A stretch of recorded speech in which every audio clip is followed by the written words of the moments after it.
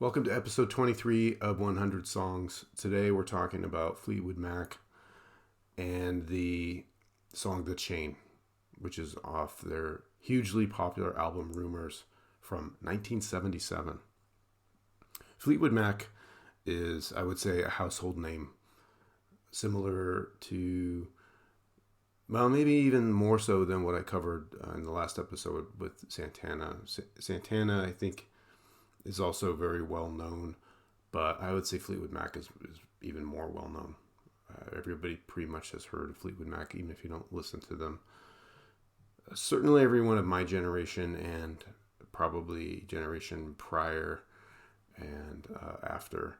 Um, Kids these days, if you went around and asked kids from a high school, probably maybe that's a cutoff. Actually, they probably have not. Many of them maybe have not heard of Fleetwood Mac, unless they got it from their parents. I don't know. Who knows? But they have been around a long time. They go all the way back to the '60s. There's a lot to cover with Fleetwood Mac, so we're not gonna. I'm not gonna try to go through their whole history. Sometimes I try to do that in these videos, but there's a lot to do with Fleetwood Mac. So we'll try to keep it simple. They started in the '60s with Peter Green and Jeremy Spencer. They were more of a blues rock back in the day when they started, and I think they evolved in the '70s into more of a pop rock sensation, I would say. And that came with the addition of Christine McVie, Lindsey Buckingham, and Stevie Nicks. And that's the classic lineup I think most people know of is that era, which is the era that persists into the future, into sort of the twilight years of the band. But those additional members all brought some strengths and things that elevated the band into a hugely popular state. And the album Rumours is one of the all-time biggest album sellers in history. 17 million copies was sold. And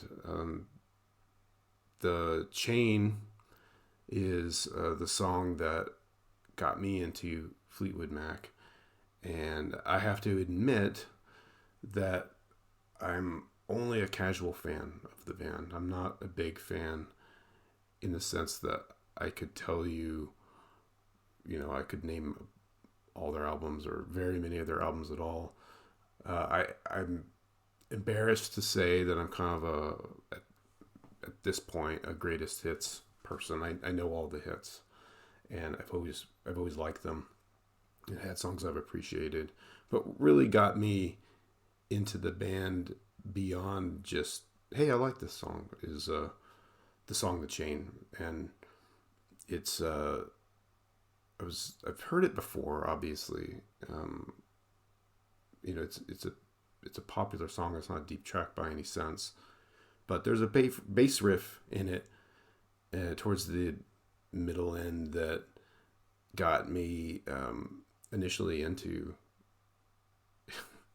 listening a little deeper, and that's what I've been doing for the past year. I've been listening a little bit more, and they're on my list of bands that I really want to go back and just go through the whole catalog,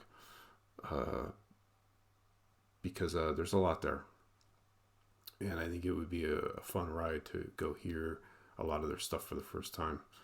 But that music break in that song that starts with that bass line and then a guitar solo and goes into the end. I thought that's just amazing and great. So that got me really paying attention. There's a really great live version of this song that is it's it captures the essence of a lot of the drama at the time, and if you watch this version, it's the live version of The Chain from the Mirage tour in 1982. Highly recommend you watch it. First of all, it's a great live version. I think Lindsey Buckingham is all coked up in this, and well, I don't know for sure, but I've heard that there were a lot of drugs.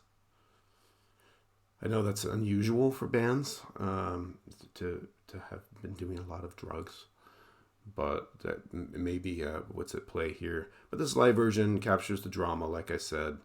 And what I read was personal tensions between the band fueled a lot of Rumours, the writing of Rumours. And man, if that doesn't often make for really great music, is when people are having issues. It kind of sucks, but it's true. I don't know. It brings out people's writing and artistic ability. There was a lot of drama in the band. There's Christine McVie. She married John McVie, and there were, this married couple in the band. They got a divorce, and that was problematic. And then you have, more probably famously, Stevie Nicks and Lindsey Buckingham were together, and they split up, and that created a lot of tension in the band. And I believe Stevie Nicks was hooking up with Mick Fleetwood too. I'm not sure about that. Wow, you'd think I'd be over this cough by now. I've had this cough for like 2 weeks. So all that drama within the band, and it's kind of like a restaurant, a little mini restaurant. Everybody's dating everybody, and that creates issues when it doesn't work out. And let's face it, it often doesn't work out. But so let's listen to a little bit of this. I think I want to cover in case people are like, I'm not sure I know the song, or maybe I do or don't. Listen to the chorus, and you'll probably be like, oh yeah, I've heard that. And then we'll get it. I'll try to fast forward it right to that bass line part that's just really good. All right, let's do this.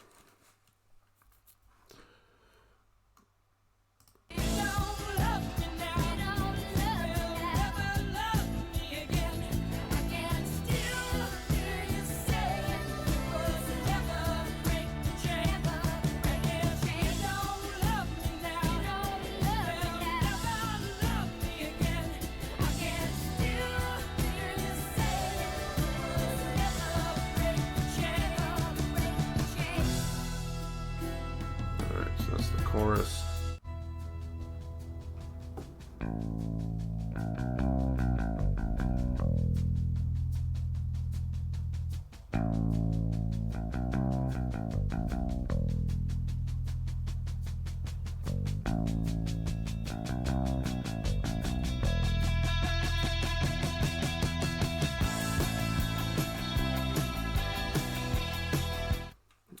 All right, you get the idea. There's a build there, and then it goes into a guitar solo, and it goes for another almost whole minute.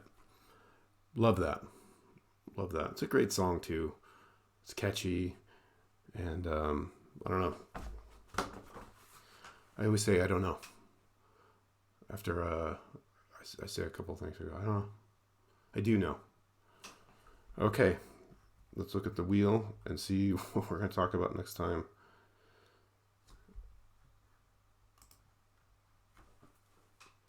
We can change direction, same direction. Definitely changing direction. All right, we're going to talk about Significant Other by Steven Wilson of Porcupine Tree, who has a pretty strong collection of his own work outside of Porcupine Tree. And okay, so we'll talk about that next time. Thanks. Take it easy.